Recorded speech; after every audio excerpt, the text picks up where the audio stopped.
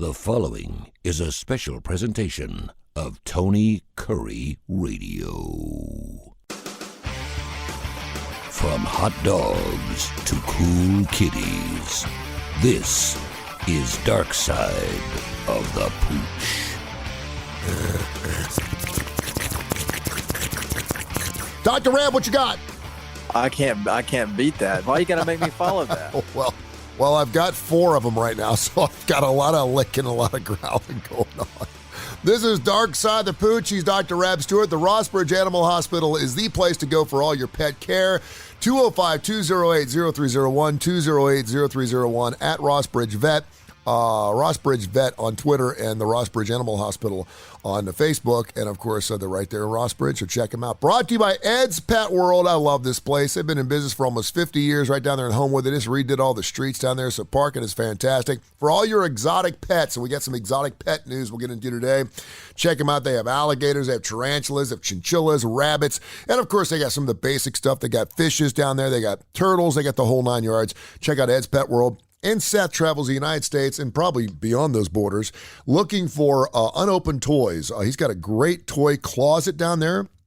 If you're looking for stuff still in the box, whether it's Star Wars stuff, collectible stuff, vintage stuff, whatever you're looking for, the hard-to-find stuff, check it out at Ed's Pet World, and also buy, sell, and trade. How you been there at Rossbridge Animal Hospital? Everything good? Getting ready for a college football season is kicked off officially, and we're getting ready for the month of September. All good with you? Oh man, it's great. I don't know, when football's playing, I don't know, it just kind of gives you something every week. You know, you're kind of working towards getting to those games. And this weekend, the first weekend is fine. It's okay. But, it's just that full slate of games. It's just, and then you got the holiday. I know, man. It's just, just for a brief moment in time, the chaos of the world, the inflation and the terrorism, all that stuff just kind of goes away for a little bit in 3-hour blocks, and you can just chill out a little bit. And I absolutely love that.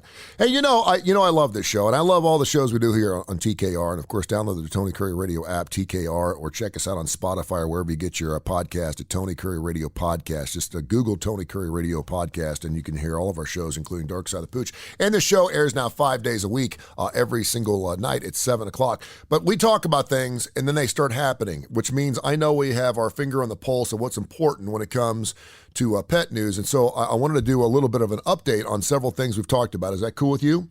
Yeah, let's do it. I asked you the question last week, do you think animals really talk to each other? Now, I know some breeds do, but when I hear a dog bark, it sounds like the same flippin' bark over and over and over again. Are they actually talking? And you said yes. There's a brand new app that was released last week called Meow Talk. It's the product of a growing interest in enlisting additional intelligence, machine learning algorithms to decode animal communication. The idea is not as far-fetched as it may seem. For example, machine learning systems, which are able to extract patterns from large data sets, can distinguish between the squeaks that rodents make when they're happy and those they emit when they are in distress. This is to understand what our cats are saying to us. You take the app, you hold it up to your cat, you record it, it plays back. Sometimes it says, I'm happy, let me rest, nice to see you, get away from me, I'm coughing up a hairball. So this is another way that cats translate. Do you think that's true? I don't know how reliable the app is going to be, but I do think that they make different noises based on how they're feeling. And I think that this is really exciting if there is legitimacy to it. This is one of the coolest things that you can think of when it comes to having a pet, is being able to understand what it's saying. I think people have wanted to do that for, hundreds of years. Right. I know. The dog app is coming out sometime in September. And obviously it's all in, I say it's all in fun and jest. It's not in jest because there's actually algorithms behind this. And obviously with a database of dogs making particular sounds in particular situations, we can kind of figure out what they're actually saying and what cats are saying as well. This is, I feel like that we come up with ideas on the show all the time, but really you could take this and just make it super non-scientific and just make an app that has really hilarious and ridiculous sayings. Well, we could take one of your previous shows. We asked you, what does a cat sound like when it's horny? Or what does a cat sound like when it's angry? And you did all the meows, and I think it was spot on. We could just do that. We could just use you. right? Well, yeah, I think so. I If mean, I think you there's have a a market doctor for if it. you have a Dr. Rab plushable at your front desk next time I come in there and it makes cat noises and you telling people I'm going to take half the proceeds. Also, something we were talking about the difference between emotional support and service animals. And if you want either one of those, what do you have to do to get documentation for that? And obviously, you can Google that up. This past weekend, Joey Henney was walking through a very popular Philadelphia water park with his emotional support animal. Do you know what it was? A chicken. It was his pet alligator, Wally. What? He got Wally from a rescued animal refuge there in Florida in 2015. They're inseparable. Wally's provided comfort for Henny as he's undergone radiation for cancer over the last 3 years. He said Wally's never tried to bite anyone and likes to be pet on the head. And after he repeatedly showed pictures of this alligator in nursing homes, at hospitals, and at daycare centers, he was awarded a emotional support animal certificate. He said it wasn't enough to get a service because in some areas it's illegal to own an alligator. But if you could pull this story up after the show, he sleeps with his alligator. It's 4.5 feet long. He sleeps with it. It sleeps on his chair. You got these 93-year-old people holding this this alligator to their neck. It's the craziest thing ever seen. So, yes, you can have emotional support animals. You know, and I wanted to ask you about this because I was watching the How Did It Really Happen series just this weekend about Siegfried and Roy. And, of course, you remember what happened to Roy? Yeah, he got mauled. Yeah, he got mauled. Now, he said that he was having a stroke on stage and that the 7-year-old tiger that was one of his best friends actually sensed that he was having a stroke and grabbed him by the neck and was trying to drag him off stage to safety. That's what he said. And how it really happened, we've come to find out that their tigers and lions have attacked numerous people over a 30-year phase to the point where they paralyzed one man, almost killed another, mauled a child. They're still animals. You can take the cheetah out of the jungle, but you can't take the jungle out of the cheetah. Talk about a little bit, because I know you've worked with other exotic animals. You've worked with giraffes and other things. Just talk about the psychology of how people with dangerous exotic pets feel like they have this special connection with this animal that no one else can understand. And you probably see that with dogs and cats, right? Yeah, I mean, I can understand why people would think that they have a connection, and I think that a lot of times that they do. They think that because they do have a connection with them, and a bond can be formed and trust can be gained, but they're even the most trustworthy animals should still be handled very cautiously when we're talking about exotic animals. And I'm basing this on domesticated animals as well. So, for example, we have dogs and cats all the time that they seem totally fine, and they let you examine them. They let you, be up in their face, looking in their mouth, looking at their eyes and their ears. And then for whatever reason, you go to do something else and they try to bite. And it's not because you're hurting them. I mean, they'll just whip around. Yeah. Like maybe they just don't like a certain part of their body examined or touched or whatever. And they'll turn around and try to take your hand off. And that's just totally unpredictable. Because you've just, spent 5 minutes looking at another part of their body and they're happy as they can be. So if a domesticated animal can do that, a domesticated, non-exotic pet can do that, then even more so, these big cats that we were talking about, like Siegfried and Roy have, they have an animal instinct, and it can be totally unpredictable.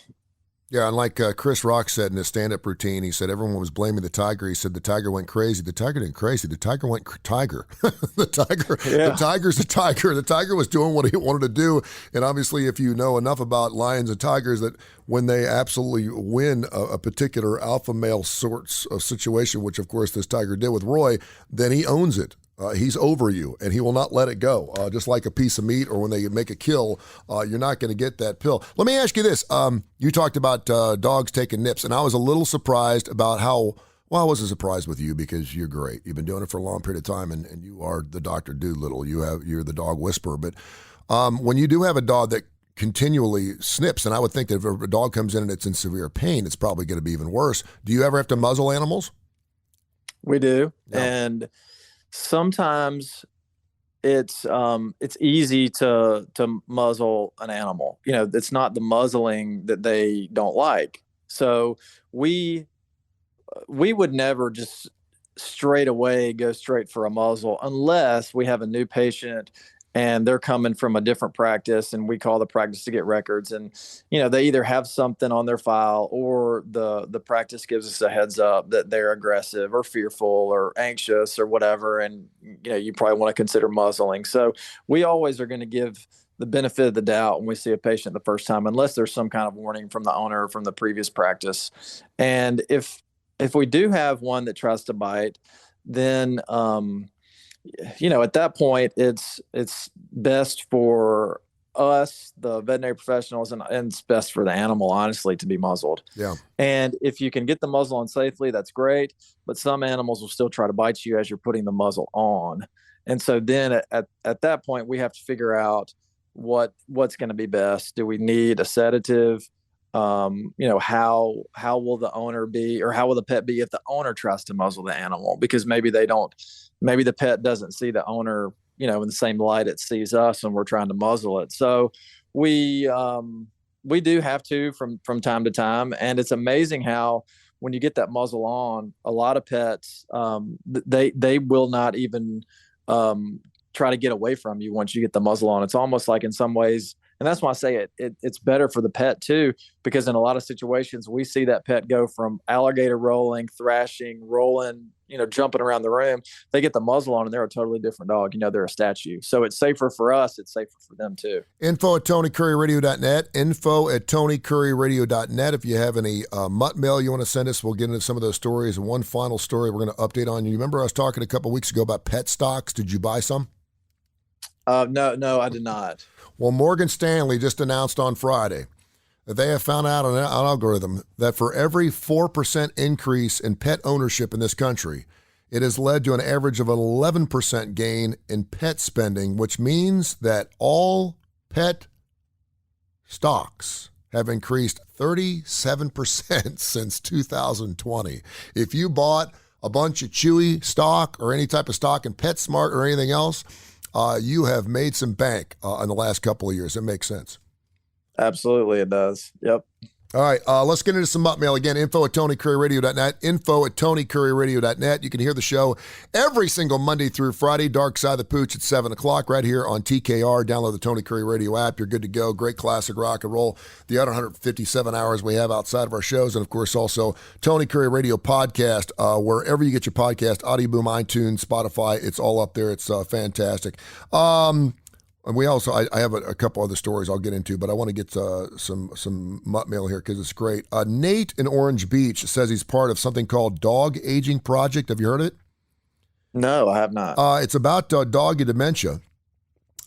He wanted to let us know, and I pulled it up, and it's true, that cognitive issues raise 52% each year for every dog over the age of 10.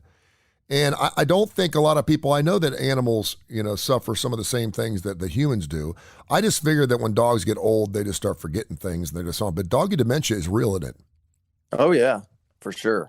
Explain how dangerous it is. I know that dementia in human beings can also be followed by physical attributes and things that could actually kill you off a little earlier than normally if you wouldn't have dementia. It's not just a mind thing or a brain thing, it's a body thing. But how does it affect dogs when they start getting dementia? What can we look for? And are there ways to keep it from happening? the most common symptoms that you see, in no particular order, is an apparent failure to remain housebroken. So the pets will start to have accidents in the house again. Okay. They'll also, and this can be kind of difficult for older pets, but they'll become a little more antisocial and maybe spend more time, what appears to be antisocial behavior. They'll spend time away from the owners, or in rooms that they don't normally go in. You'll just find them there by themselves. A lot of pets will find a closet and just go in there, or you'll just catch them staring at the walls, not really doing a whole lot. Those are the main things that you can see, but and those things are not dangerous for people. It doesn't put us at risk, but some things that can happen are a little more problematic for the pet owners or other people that spend time with the pet owners, because a dog's mentation can change, and mentation just means their demeanor, because dementia can make pets aggressive. But some other things that can kind of mimic dementia, like brain tumors, those can also change a pet's mentation. And it can take a very laid back pet and make them aggressive or fearful or anxious. And when a pet starts to develop those traits, then they can become a danger, to people, to their owners. So those are the most common things that you see. But usually the mentation change is not incredibly common. It's more of they're going to start peeing and pooping in the house again. They're going to become what appears to be antisocial, spend time in places they don't normally go, kind of stare at the walls, get caught in corners, things like that. Yeah, I'm assuming because, we could do MRIs and everything else on our brains and see how Alzheimer's changes a human being. But this is purely circumstantial when it comes to a dog, right? You're just looking at some of the symptoms, and then you can kind of make the documentation that this animal's suffering some type of dementia, or no? Or is there a blood test or something, or no? There's not a blood test, and it's hard to diagnose because it has to be what's called a diagnosis of exclusion, meaning that you have to exclude a bunch of other things. Is it just primary anxiety that's making them act this way? Do they have organ dysfunction? Because that can just cause them to be painful and just act weird. If they have kidney disease or liver disease, if they have a metabolic issue like diabetes, they're going to be peeing in the house. And there's Cushing's disease will make them drink a lot and pee a lot. So you have to exclude a lot of other diseases to kind of come to the conclusion that, hey, this may be dementia. And then once you get to that point, a lot of owners are just kind of tapped out as far as maybe financially when it comes to running tests, or maybe they just, they're tired of searching, because, and I can see why people would feel this way, but if you have a geriatric pet and we've ruled out, big disease processes, and then the only thing left on the table is maybe dementia. And so how are you going to diagnose that? Well, we can refer you to a neurologist, and then, maybe there's something they can do with some imaging, like a CT scan. But maybe even then it's not going to tell us what's going on. And so when you approach a pet owner and you're having this conversation with them, most people say, okay, this pet is 15, 16, 17 years old. I just don't want to go to that length. Let's just see what we can do for them. If anything, we've ruled out all these other processes. So, here's the conclusion that we have, and here's what we're going to do. It's got to be. I mean, I had a mother that had Alzheimer's, and so I know how horrifying this disease is. And animals are here to comfort us, and they are man's best friend, but we're here to comfort them as well. We love having them around there. They are supportive. I would think that would be incredibly difficult to have a dog that you've had your entire life, if you're 15, 16 years old, and all of a sudden it just starts ignoring you. I mean, but again, as long as it's okay and it's not hurting itself, there's no reason not to let it live its life out, even if it has dementia, correct? Oh, sure. Yeah. There's no, if it's still eating and drinking, and, mainly it's that house soiling thing, that is probably the most difficult thing for the pet owners to deal with because nobody wants their house to get messed up. Yeah. So that's probably the thing that is going to cause some pet owners to, maybe make that quality of life decision and euthanize, unfortunately. But again, I mean, you got to see where they're coming from, you know. Darkside the Pooch with Dr. Rab Stewart, 205-208-0301. If you're a customer of his, you already know he's the best. If you're not, you should check him out, 208-0301 at Rossbridge Vet on Twitter, the Rossbridge Animal Hospital on Facebook.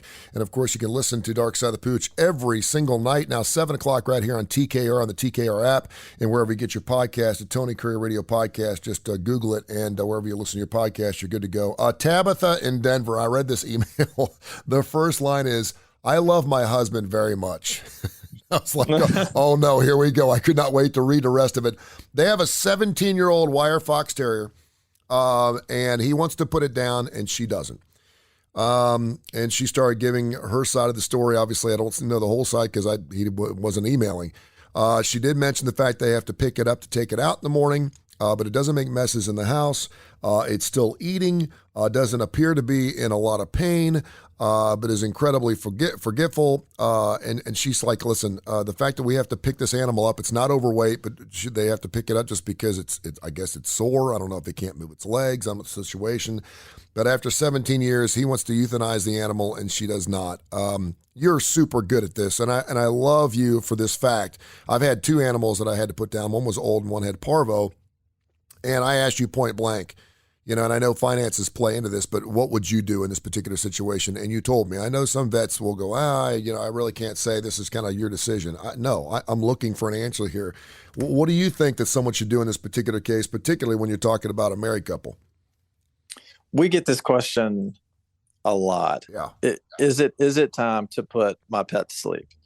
And I had a really great colleague when I kind of first started doing this, and I don't know where he got this little tidbit, but it makes so much sense, and so I've adopted it. But when it's like you said, you're really looking for something objective when it comes to this difficult decision.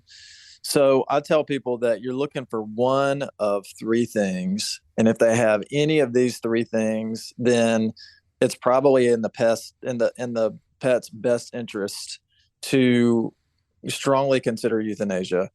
And so those 3 things are not eating or drinking for about 48 hours. I mean, if they haven't had anything to eat or drink in that time period, then you want to consider euthanasia.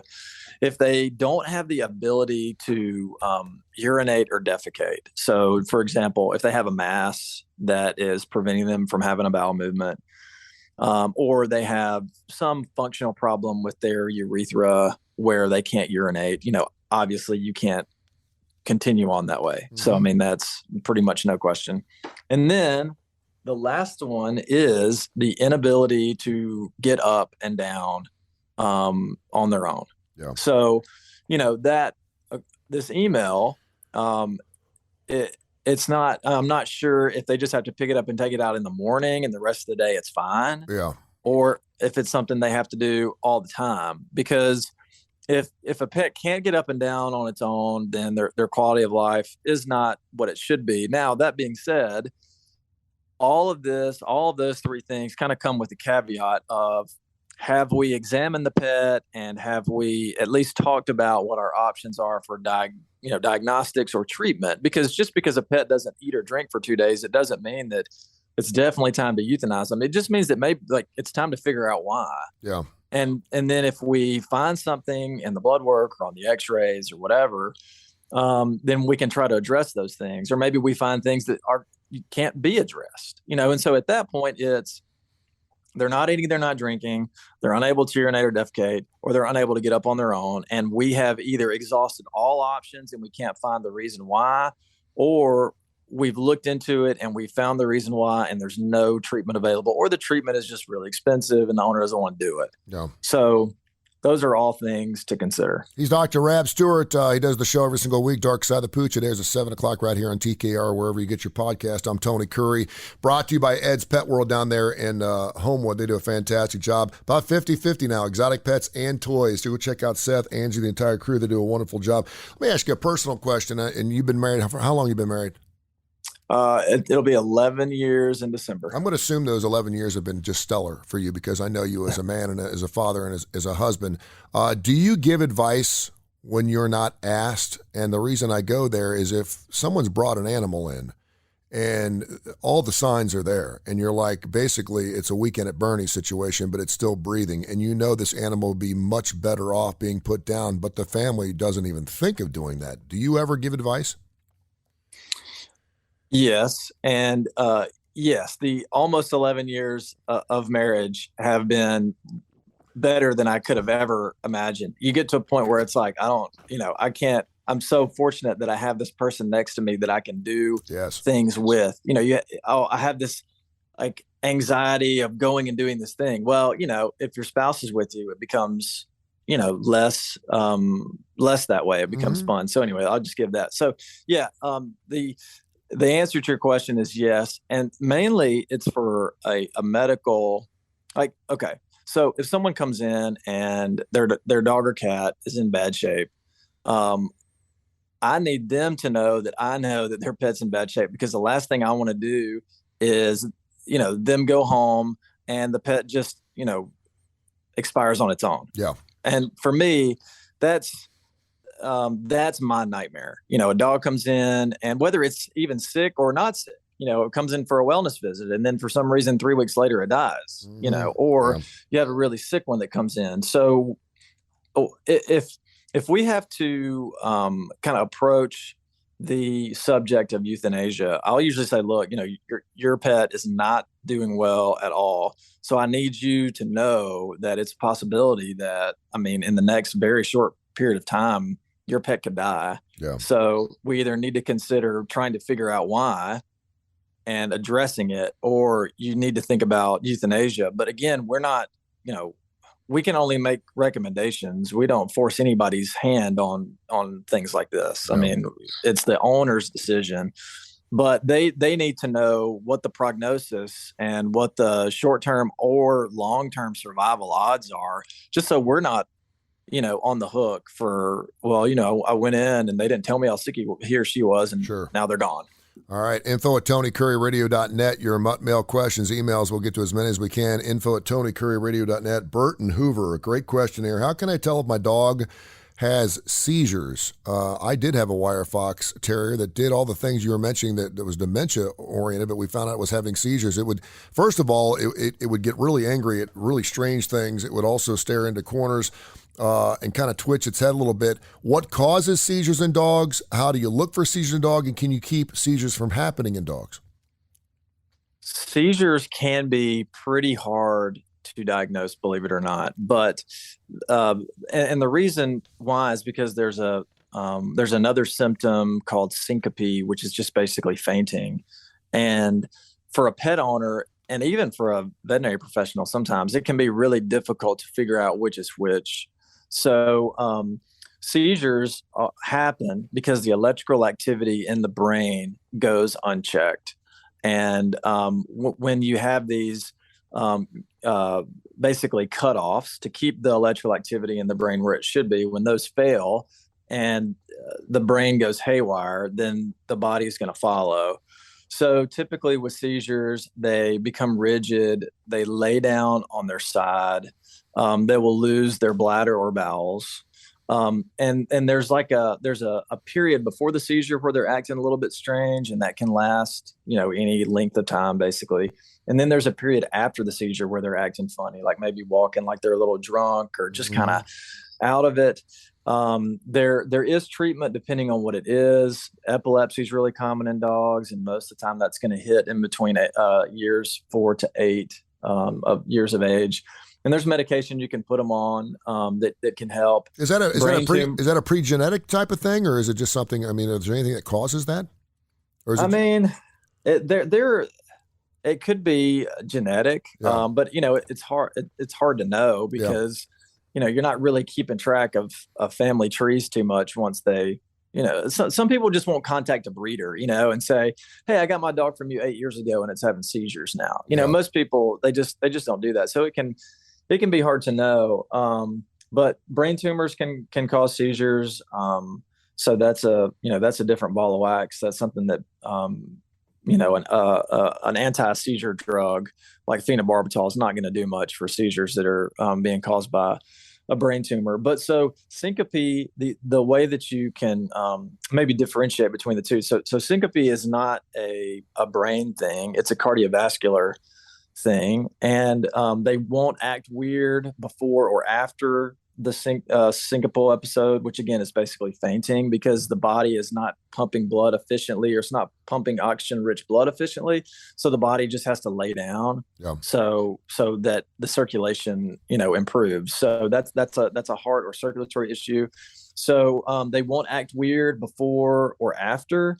Usually this syncope is during an episode of activity, whereas seizures, believe it or not, they happen more when the dog is at rest.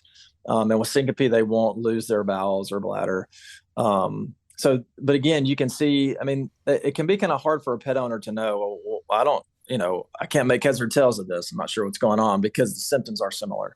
All right. There he is, Dr. Rab Stewart. We're up against it, but I did want to mention one more story that I thought was really interesting. Of course, our big show here, Darkside the Pooch, is brought to you by Ed's Pet World. Ed's Pet World does it all, man. They have exotic pets. They got chinchillas. They got tarantulas. They got mice. They got birds that sing. They got rabbits. They got everything. If you're looking for that strange exotic pet, and they'll make sure that you know how to take care of it, they're fantastic. Ed's Pet World. Check them out there, Seth and Angie, the entire crew. And, of course, he's also got a great toy closet down there, man. This place is perfect for kids. Kids are going to love to walk. I go down there about 2 or 3 days a week just to walk around and clear my brain a little bit. He's got unboxed toys. He's got a watch. He's got vintage toys, Star Wars stuff, you name it. If you want to buy, sell, and trade, check out Ed's Pet World. It's fantastic. Doggy Parton has opened a brand new fashion line for dogs. It's canine collections with pink accessories, her coated wigs, cowboy hats, Dolly's costumes complete with a guitar and high-heeled chew toys, and more on Amazon. Do you know what it's called? Oh, man. I have no idea. Doggy Parton. Oh, yeah, Doggy Parton. Good. Check out Doggy Parton on Amazon. It just opened up a couple of weeks ago. Check it out, and you're going to love it. And just as I finish up the show, all my dogs are now in the studio, so it's time to go. Dr. Rab, thank you so much, man. I appreciate you. See you next week, buddy. This has been a special presentation of Tony Kurre Radio.